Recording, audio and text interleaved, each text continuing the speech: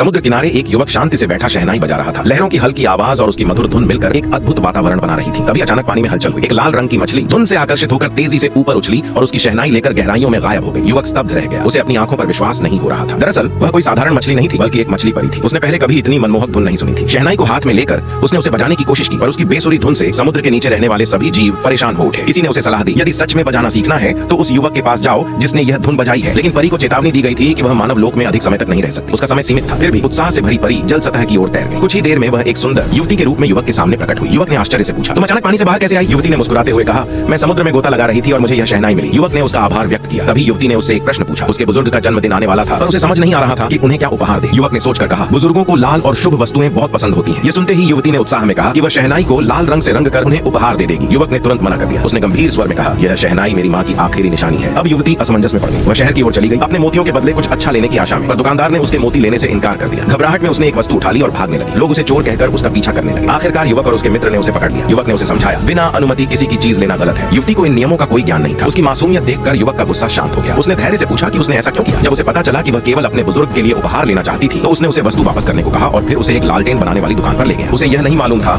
कि उसी क्षण से उसके जीवन की दिशा बदलने वाली है। वह एक ऐसी प्रेम कहानी की शुरुआत थी जो समुद्र की गहराइयों जितनी रहस्यमयी और सच्ची